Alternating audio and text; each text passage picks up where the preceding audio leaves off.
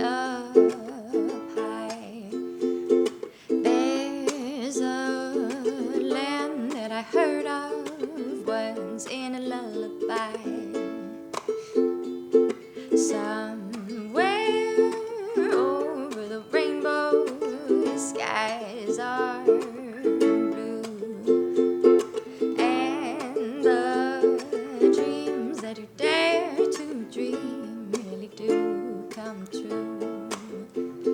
Someday I'll wish upon a star and wake up where the clouds are far behind me, where troubles melt like lemon drops away above the chimney tops. You find me somewhere over the rainbow. Birds fly, birds fly over the rainbow. Why then, oh, why can't I?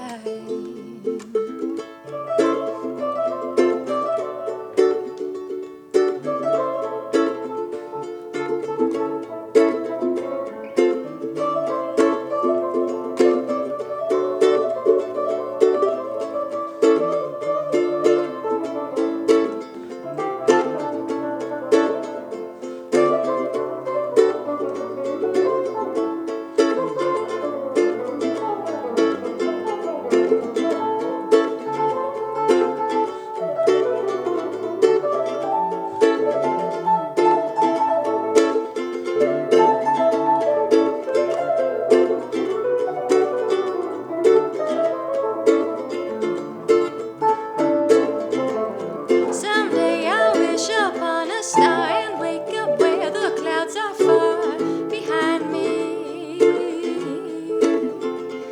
where troubles melt like lemon drops away above the chimney tops. You find me somewhere over the rainbow. Bluebirds fly, birds fly over the rainbow. Why then, oh, why then, oh, why then, oh, why can't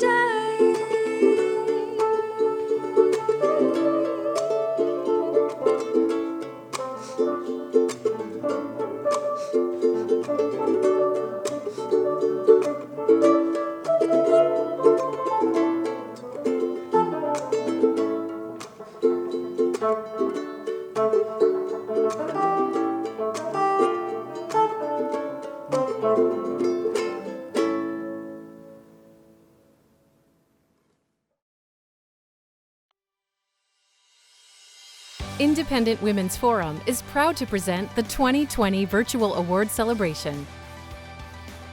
We will be honoring the 2020 recipient of the Gentleman of Distinction Award to Congressman Dan Crenshaw and the Barbara K. Olson Woman of Valor Award to Maria Bartiromo. And now, please welcome President of Independent Women's Forum, Carrie Lucas. Hello and greetings. I'm thrilled to kick off Independent Women's Forum's 2020 Virtual Awards Celebration. Thank you to all of our friends and supporters from across the country who invest, follow, and share our work, and who are the reason we're able to work day in and day out to advance policy ideas, to expand opportunities, enrich choices, and improve the well-being of Americans everywhere. No doubt, this year has been incredibly challenging for everyone. Those of us at IWF hope that you and your loved ones stay healthy and safe. As Americans, no challenge is too great, no hardship is too tough. And with COVID-19, it's no different. We've seen the best of human nature. That's why IWF created the In This Together campaign in March, to highlight the spirit, strength, and ingenuity of the American people. The stories and pictures we received are inspiring and show the best of America and the greatness of humanity. I'm particularly proud of the team at Independent Women's Forum and the positive impact we've made on our country. Please watch this short video to see a few highlights.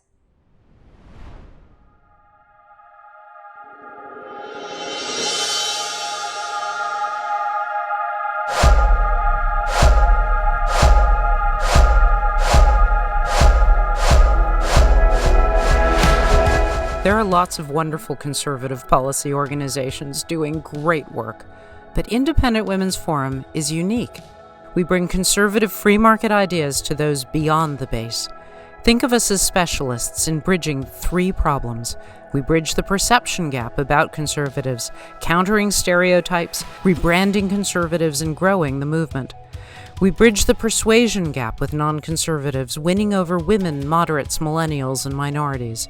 And we bridge the messaging gap on challenging issues, turning liabilities into assets. Ultimately, we engage, inform, represent, and champion women everywhere. That's why we stood up against the leftist Women's March, giving voice to the millions of women who reject their radical agenda. This year, Independent Women's Law Center defended due process and needed reforms to Title IX and the constitutional role of the Supreme Court. And while almost all conservative groups were focused on defending Judge Amy Coney Barrett from the left's attacks on her faith, we expected the real attacks would come on healthcare issues like pre-existing conditions and undoing the Affordable Care Act, and helped our allies explain why those were canards. Independent Women's Voice has been a leading organization in the fight for healthcare price transparency. We launched the Patient Protection Pledge to give lawmakers and candidates the opportunity to stand with 90% of Americans and bring much-needed price transparency to our healthcare system. We continue to shine a spotlight on the harms that government regulations cause to real people through our Chasing Work storytelling campaign. We're also almost alone in the fight against the destructive new state and federal paid leave entitlement programs. We explain how, now more than ever, parents need control over their children's education. We fight for fairness and opportunity for women and for laws such as our much improved version of the Violence Against Women Act, same name, but vastly better bill. We stand up for women's rights and freedoms around the world, and we celebrate women like many of you, entrepreneurs, journalists, policymakers, businesswomen, caregivers, and civic and community leaders. This is just the beginning. Join us as we tackle new opportunities, expand into uncharted territories, speak up for the maligned and ignored, have a real impact on behalf of not only America's women, but America and all it stands for, and create a better, freer world. Thank you for joining us. We are glad to have you aboard on this exciting and worthwhile journey.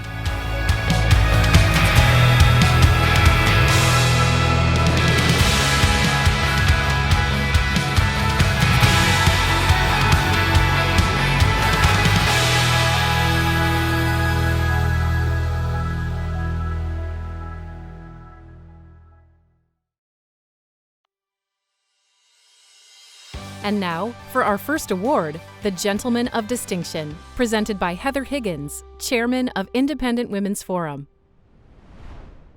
Independent Women's Forum Annual Gentleman of Distinction Award celebrates an outstanding gentleman who protects and defends our American ideals and works to create a stronger and healthier society. Our awardee is not only a warrior in the cause of freedom and the miracle that is America, but also a gentleman who exemplifies a commitment to respect and civil discourse, showing generosity and kindness to critics, while remaining steadfast in his beliefs, countering false narratives, and telling the stories that need to be told. He is an advocate for constitutional government, economic liberty, and the human dignity that comes from ordered liberty. He's concerned with protecting opportunities for everyone, including the female high school track star who depends on having a fair shot, and the working mom who needs the flexibility of income as an independent contractor. And he knows how important it is to both our national culture and to our own personal happiness that we see ourselves not as aggrieved victims without agency, but as resilient, responsible individuals making diverse choices, turning life's suffering into new strength, and using each day to improve our best selves. I cannot think of a more deserving recipient of our 2020 Gentleman of Distinction Award than Congressman Dan Crenshaw. Congressman Crenshaw served our country as an elite Navy SEAL. On his third tour, he was blinded by an IED blast in Afghanistan. The diagnosis was that the blindness was permanent, but with indefatigable persistence, he didn't accept that prognosis, had a series of difficult surgeries that saved his left eye, and went on to serve 2 additional tours. This hero, who I am sure would give credit to his team, not to himself, left service with, among others, 2 Bronze Stars, one with Valor, the Purple Heart, and the Navy Commendation Medal of Valor, and soon completed his master's in public administration at the Harvard Kennedy School of Government. I suspect, and when you listen to him, you will too, that he could easily also hold degrees in history, philosophy, and ethics. And I, unsolicited plug here, commend his book Fortitude to you as an engaging and thoughtful read, as well as something that I've already purchased as a Christmas gift. Representative Crenshaw, a 6th-generation Texan, now represents the lucky people of Texas's 2nd Congressional District.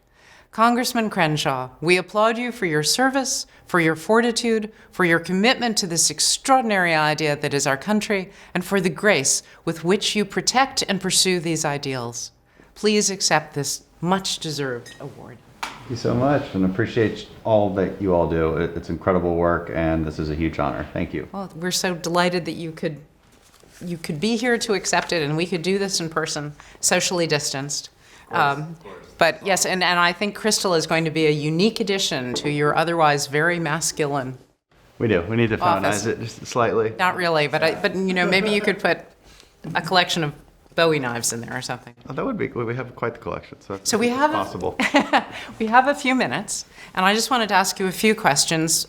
Some drawn from your book, some drawn from your many wonderful podcasts and speeches, because it's clear that you've thought a great deal about a number of issues. So the first question, you talk so eloquently about the importance of character. What traits do you think are most needed in America right now? Well, I think a few. Perspective, I think, might be one, especially in the year 2020, right? We like to live in this reality. So perspective, I think if you were to define it, would be the way we frame our reality. And it appears to me that too many people desire to live in a reality that is constantly in crisis and constantly the worst ever. But it's not the worst ever, right? And so well, if you're expecting the worst, you will see the worst, right? Right. This is fundamentally what perception is. Your perception becomes your reality. And we need to impart a very specific lesson. For one, this is a hard truth. What you're going through now is not the hardest thing you've ever gone through. If it is the hardest thing you've ever gone through, it could be, right? I think physically the hardest thing I ever went through was that moment in 2012 in Afghanistan, right? Physically, that's the hardest thing I'd ever been through. But if that's true, then look at it this way. Whatever you're going through now, somebody else has been through something worse and they dealt with it better than you did. And that's perspective, right? That's a hard truth that you can tell yourself. It's an objective truth. And it can tell you that you can do better than you're doing now. So that's one thing. And I think another one, especially in the year 2020, is just the ability to let's just, in one word, patience, perhaps. And in this case, I'll say that patience refers to a sense of stillness. This is what I write about in the book. And it's this ability to count to 10. It's this ability to think to yourself, is everything in this headline accurate? Like, should I react to this the way they're telling me to? Is this narrative accurate? Or is it easily debunked if I do like 10 more seconds of research? You know, this would help our public discourse in massive ways, I think. That just the elevation of sophisticated argument over emotional outburst and also elevating that as a virtue, right? Stop following the people who tell you to be angry. Stop following the people who declare that your own side has betrayed you, right? We have this problem on the conservative side quite a bit. Follow the people who make well-reasoned, linear arguments. We'd all be a lot better off if that were the case. So in other words, look up to different heroes. You know, elevate the heroes that embody these attributes, and stop elevating the people who tell you to be a victim or tell you to be paranoid, right? Or tell you to be angry. These are not the people you should be listening to. Oh, the thought that leads me to is how hard that is to do in a culture where so much of our social media is driven by artificial intelligence, which is going for that quick, emotional, overreactive response and not the thoughtful understanding about what's behind things. Very difficult. Do you have any way that you get people to wean off of that social media approach and into a more thoughtful? You have so many followers. Have you found that you've had any luck with getting them to reframe how they think about these things? It just has to be a conscious decision, right? People have to hear that first line first. These social media algorithms are designed to get the most amount of clicks, and what gets the most amount of clicks is something that is emotional in nature. Okay, so once you know that, maybe you'll be slightly less prone to react that way. So the first part of it is simply knowledge, but there's no secret weapon to this except getting people to act better. It is a new form of communication, and I think humans just have to adapt to it. And for us to adapt to new things, we do have to rely on, I think, old principles and virtues that are well ingrained, that have worked for humanity for quite a long time, and apply those things. That's wise. I will hope that we can do it. The other thing that you're very good at, and I think it's in this weird world that we live in, you should have come to prominence for your heroism. Instead, you come to prominence because of a bad joke on Saturday Night Live.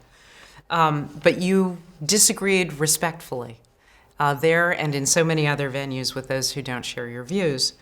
So we now live in a culture, though, where there are so many deep fundamental differences that has driven us to a point where even those experiences that used to be shared, our common culture that weren't politicized, our sports, our late nights comics, our music, have now become politicized and not necessarily shared at all.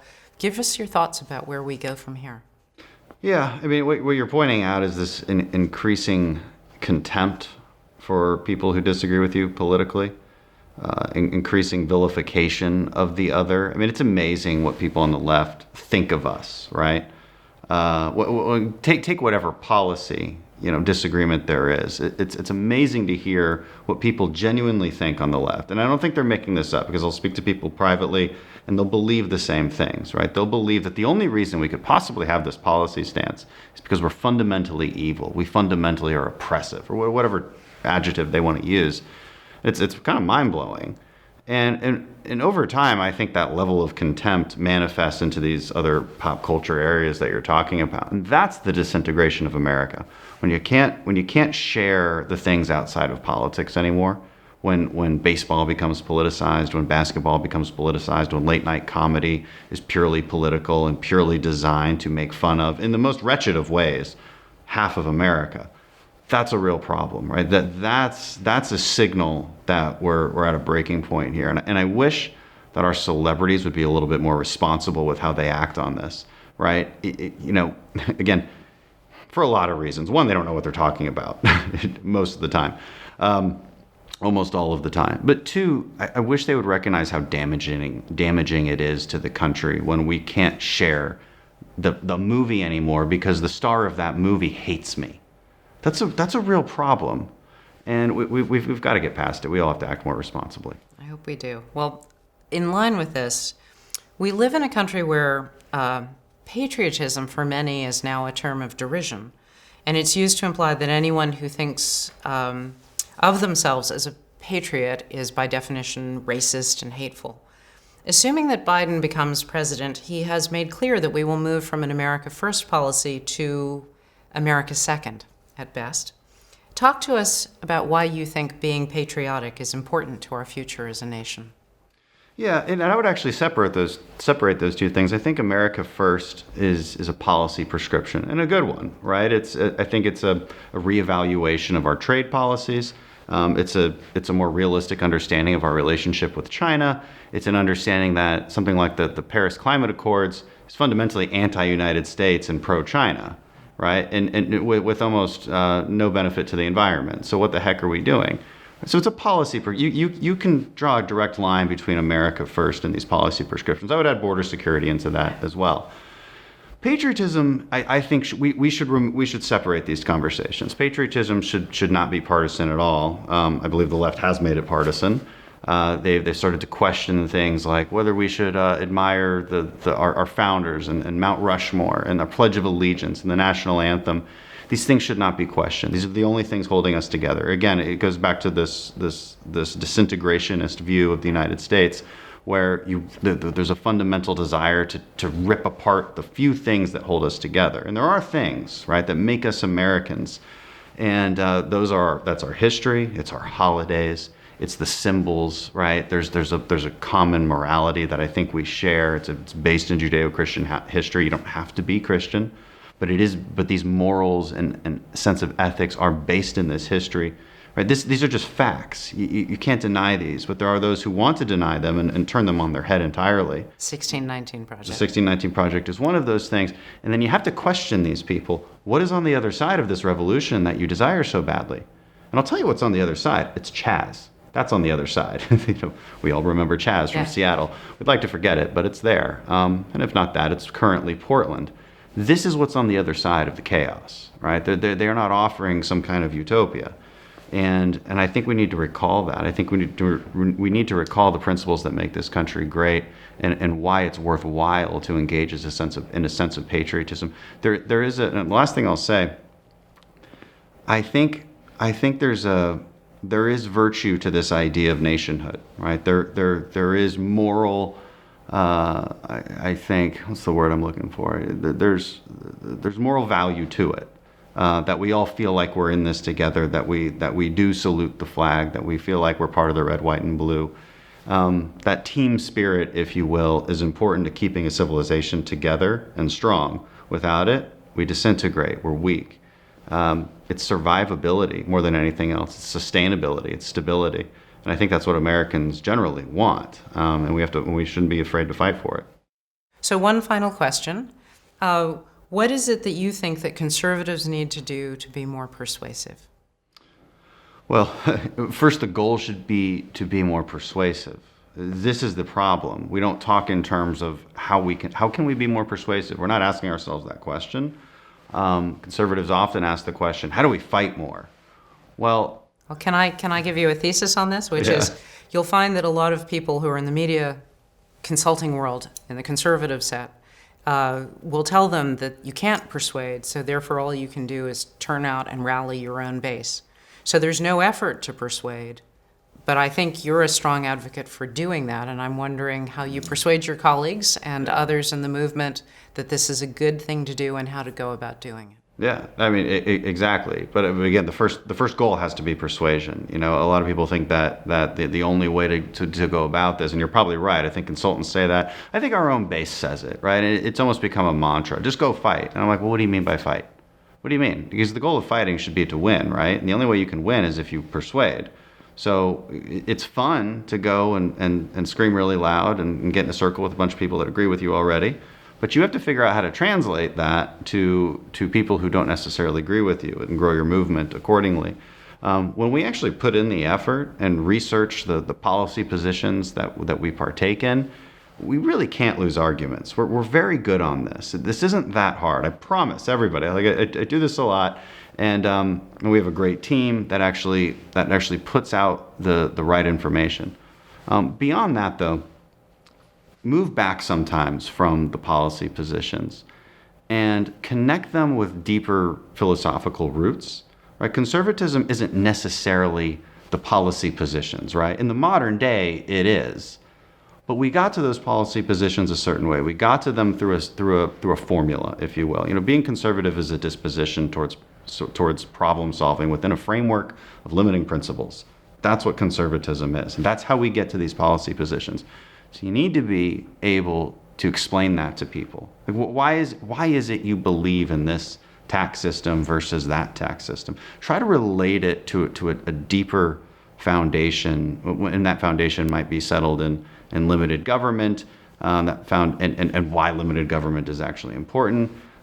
It might be rooted in a sense of ethics about whose job is it to take from somebody else when after they've earned that amount of money. Right, you've got to bring it back to some basics in order to persuade people, I think, and speak in terms that the left wants to hear also, right? The left will generally want to hear things in terms of compassion and inequalities. Well, it turns out our policy prescriptions can actually speak to these concerns of people who are on the honest left, okay? Let's just say that, who are genuinely have questions, I think. But so speak in terms that they want to hear it on, and it will generally be a sense of caring. It'll be a sense of compassion. It'll be a sense of helping the poor. Right? This is what they're concerned with. So speak to those things, and on a more practical level and legislative level, speak to issues on the environment and healthcare. Right? These are the things that we've I think avoided. We've been ostriches. Yeah. They're difficult, they're complex, and we like to be very honest when we discuss policy. The left doesn't. The left says you can have it for free if only the government was nicer. It's like, well, okay, come on, that's not honest. We like to be honest, and so we get mired down in these deep complexities. We've got to figure out how to message that. We've got to be aggressive about it, because I think when you ask people difficult questions and detailed questions, they tend to be on our side on these issues. We've got to explain it more, and we've got to actually fight those battles, but in a persuasive way, not just in a loud way. Thank you. Thank you for saying that. That's such good advice. And thank you for taking the time. And we are so honored, and let me congratulate you again for being our gentleman of distinction. I appreciate it. It's a true honor and great to be with you. Please welcome back Carrie Lucas. At Independent Women's Forum, we know that women don't all think alike. We value independence. We promote civil discourse and respect for all women's rights to think for themselves. Through our Champion Women Profile series, we recognize and celebrate the women the mainstream media ignores: conservative policy leaders and activists, female entrepreneurs, community leaders, and women like many of you who are joining us tonight. We've emerged as the women's group countering the so-called Women's March. The Women's March doesn't speak for all women. It flies under the banner of feminism, but it really isn't promoting equality or opportunity for women. Its purpose is to promote a far-left progressive agenda and to silence those who don't agree. No woman, whether she is a college student, a mom, a business person, or a public official, should be silenced or intimidated because she holds a particular political perspective or religious belief. That's why Independent Women's Forum, in partnership with our sister organization, Independent Women's Voice, countered the Women's March's baseless attack against highly qualified, and now confirmed, Supreme Court Justice Amy Coney Barrett. We spoke out on national TV, radio programs, published many op-eds, issued letters of support for Senate Record, created quizzes and infographics on the role of the court, and held our second March for All Women event, and I'm with her rally, at the steps of the U.S. Supreme Court during the Women's March to give voice to all of the women who reject its radical progressive agenda. We made it clear that millions of women support constitutionalist judges like Amy Coney Barrett. Here's a quick look at how we changed that narrative.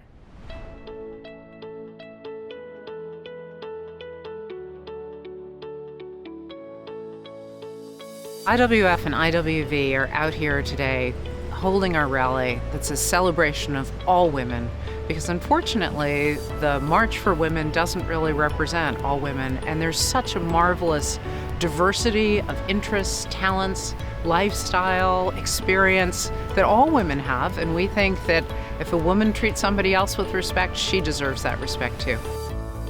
At the Independent Women's Forum, we were founded because there was this overwhelming sense in the mainstream media that all women are on the left, that all women embrace a progressive or big government agenda. And we know at the Independent Women's Forum that that's just not true.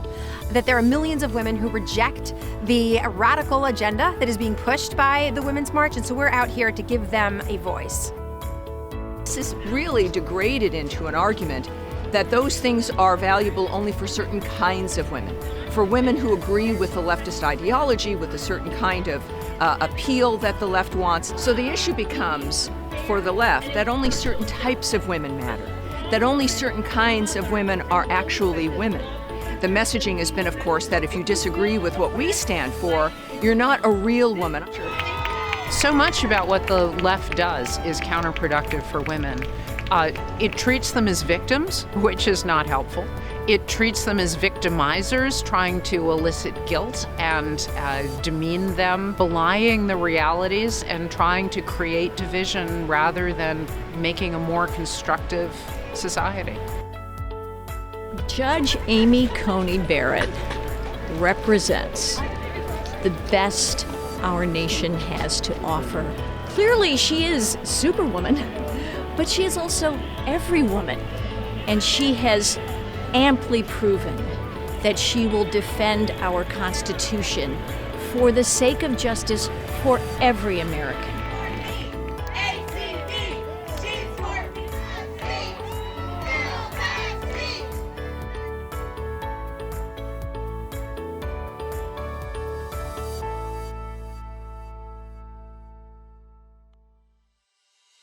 And now, the moment we've all been waiting for. Presenting the Barbara K. Olson Woman of Valor Award, Tammy Bruce, president of IWF's sister organization, Independent Women's Voice. Hi, everyone, and thanks for being here with us. The Barbara K. Olson Woman of Valor Award has been bestowed upon some of the most influential female leaders in the country since 2004. It recognizes extraordinary women who have demonstrated a firm commitment to liberty, limited government, and personal responsibility, and whose work has helped make significant improvements to the lives of women and their loved ones. In that regard, I am honored to present Maria Bartiromo with our 2020 Woman of Valor Award. Maria has had an extraordinary career in journalism, from global market reporting achievements to being the first woman inducted into the Cable Hall of Fame. Her determination and commitment to working in a competitive and largely male-dominated field to provide superior financial, trade, and market news is impressive. Her career as a leading journalist for multiple major networks, breaking glass ceilings and showing everyone what women can accomplish, even in the boys' clubs of financial reporting, is an inspiration to women and young girls everywhere as well. Maria, I am so glad to have you here with us to accept IWF's 2020 Woman of Valor Award. Oh my goodness, Tammy, thank you. Thank you so much, Patrick. I've got this incredible award right here, this crystal vase saying the Independent Women's Forum 2020 Woman of Valor, Maria Bartiromo. I am so grateful for this and for this recognition. Wow. I will cherish this so much, Tammy, and I want to thank you and Amber Schwartz and everyone at the Independent Women's Forum for doing what you do, for recognizing leadership and recognizing women, because it goes such a long way in resonating with others so that little girls out there know that there is opportunity and there is a world for them to go and live their dreams and have their own leadership resonating on others. So I could not be more grateful. I am humbled by this award and this recognition, and I want to thank you so much for having me today. Well, it's an honor also to work on a sister network, the same network as you. And yet even today, what we're doing here, obviously, we were going to be enjoying seeing you in Washington later this month. And it was a big gala. And this is a big gala now, of course, but it has adjusted to the fact that we're in a very, very unique time. And the other thing, of course, that's exciting for all of us, but women and girls in particular, is the new access to being able to do this kind of work, especially because of technology. So we're able to gather despite this unique dynamic and the crazy world of 2020. But what is also, what I think people have to recognize is your experience. They know you from the networks, Fox News and Fox Business, but your history is remarkable, and it allows you to speak to the surprises that occur in our lives, as we've all experienced this year, from different presidencies, different fields of work, if you will, different things happening in life, from terrorist attacks to economic upheaval. Can you tell us the real value of that and how it informs your work and how you see what's happening with this year economically and culturally? Yeah, Tammy, I started my career, well, first during college I worked at a radio station, but out of college I started my career at CNN. And when I started at CNN, it was Ted Turner's CNN. It was very different than the CNN of today. And Ted Turner was trying to do things that nobody was doing. And what he did was he had an idea to report news as it was happening. And remember, back in the day in 1989, which is when I started at CNN, the major networks would wait until 6:30 at night to present the news. So you weren't seeing news all day long.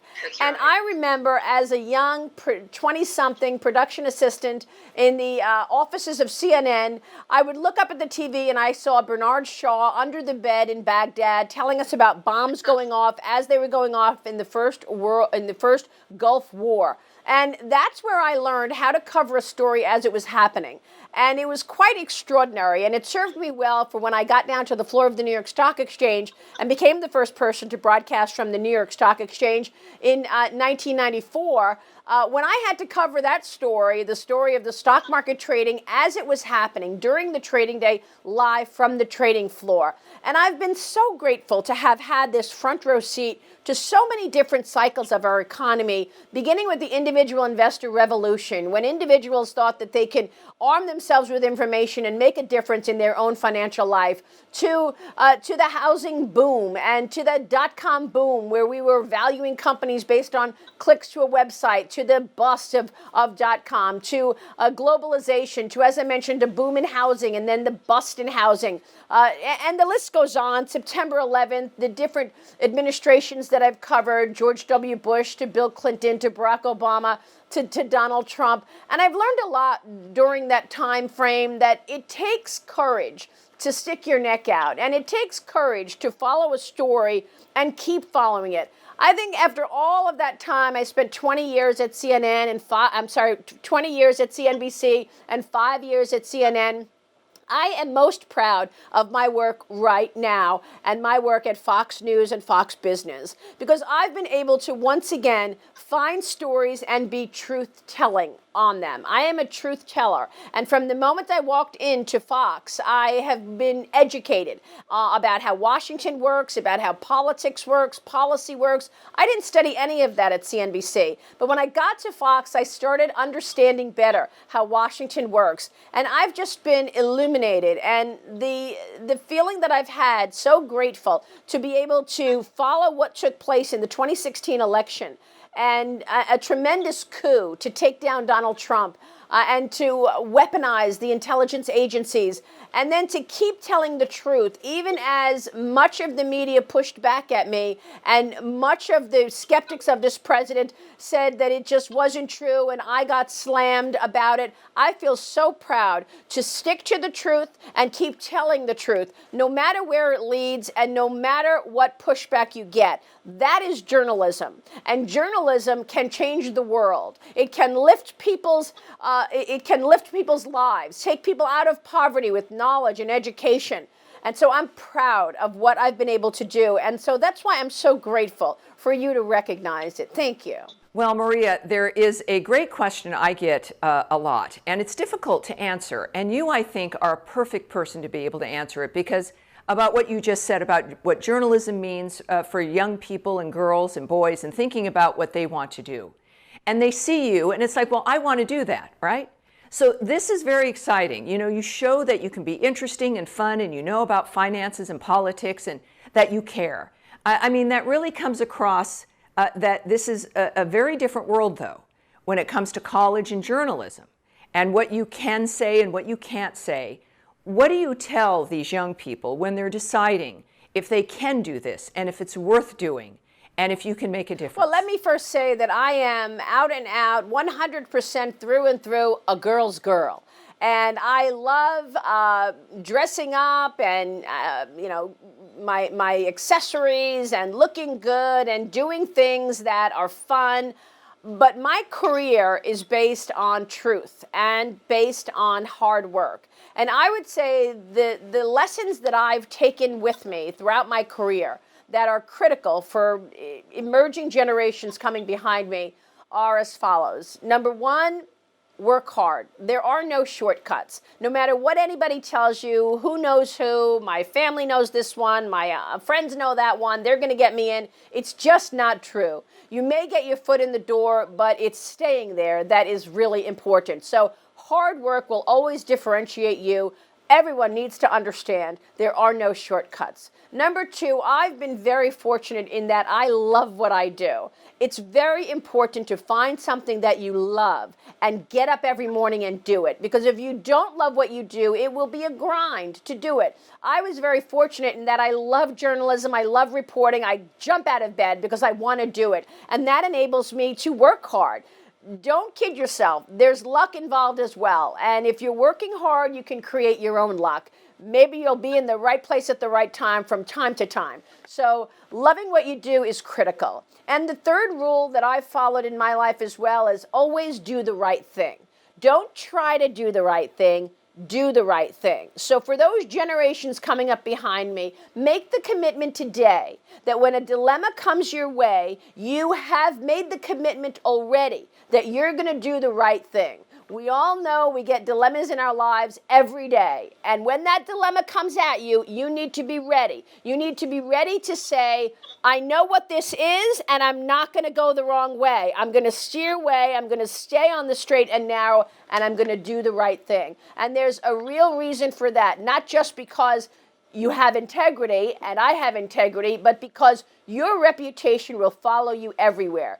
Don't kid yourself. No matter where you go, America, Europe, Asia, Africa, I don't care. Whatever industry, TV, business, construction, the only thing that will follow you is your reputation. So cherish it, honor it, and make sure you do the right thing always. Now, the mention of journalism that you just made in terms of where we are today, it's very concerning, Tammy, because as we speak, we are seeing censorship.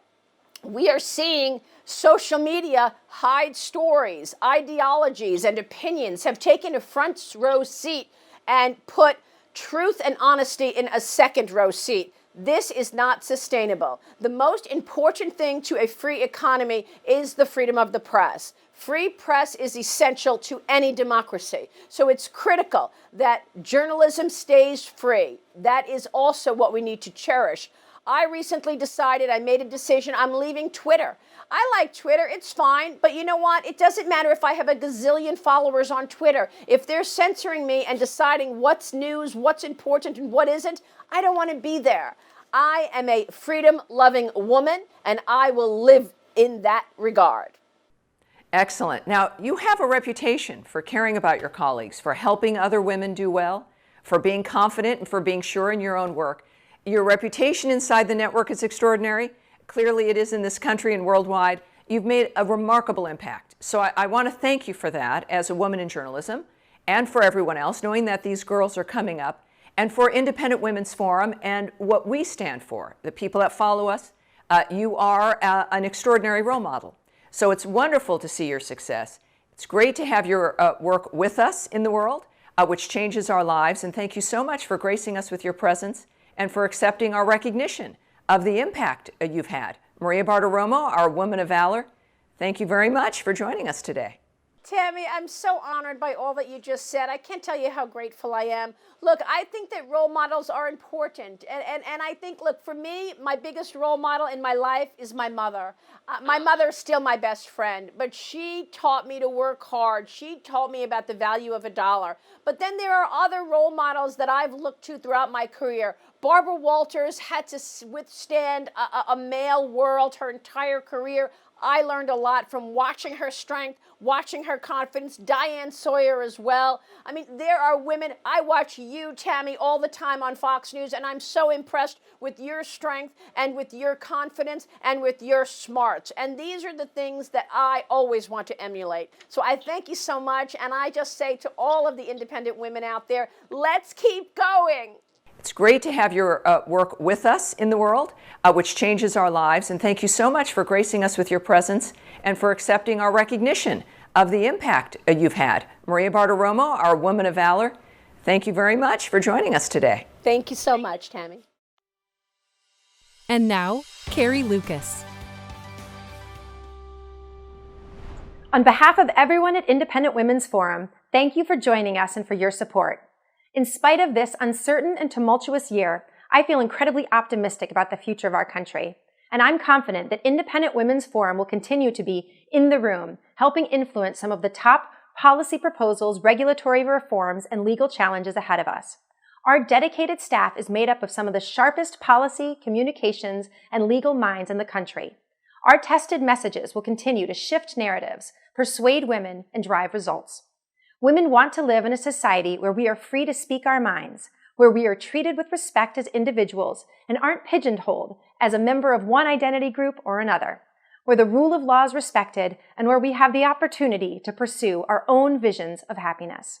That is the world Independent Women's Forum is working to create and protect, and we know there are millions of women and men in this country who want to join us.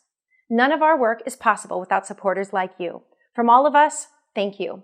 We'd like to leave you this evening with a special musical performance by rising country music star, singer and songwriter Ayla Brown. Thank you again for joining us.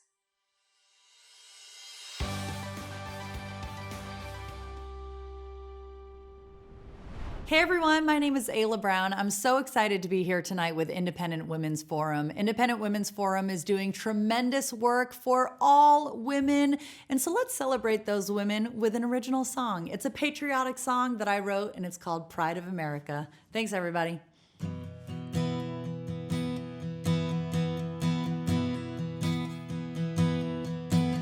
When a teenage boy's been saving tips, spending every weekend working double shifts, 'cause that F-150's just gotta be his, that's the pride of America.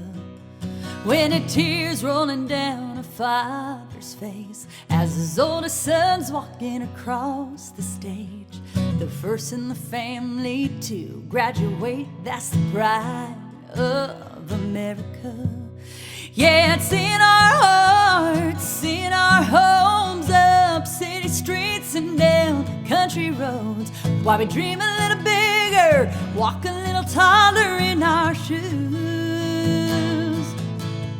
No, we can't help it, and we can't hide it. We're born and raised, stand behind it. When a hand over heart, flag in the yard, attitude shines through. That's the pride of America. Yes. When 100,000 fans Sunday afternoon turn to face the red, white, and blue, 'cause the coin ain't tossed till they all salute. That's the pride of America. Yeah, it's in our hearts, it's in our homes, up city streets and down country roads. Why we dream a little bigger, walk a little taller in our shoes. No, we can't help it, and we can't hide it. We're born and raised, stand behind it. When a hand over heart, flag in the yard, attitude shines through. That's the pride of America. Yeah, that's the pride of America. Yeah, yeah, yeah. When a little girl's running up and down the street, tying yellow ribbons round every tree, 'cause her daddy's coming home from overseas. That's the pride of America. Yeah, it's in our hearts, it's in our homes, up city streets and down country roads. Why we dream a little bigger, walk a little taller in our shoes. No, we can't help it, and we can't hide it. We're born and raised, stand behind it. When a hand over heart, flag in the yard, attitude shines through. That's the pride of America.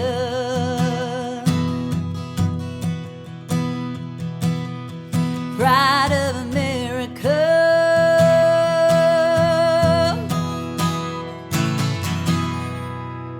Thank you so much. Good night, everybody. You can find that song online. You can stream it or head on to my website, aylabrown.com, to buy a physical copy. Good night, everybody. Thank you.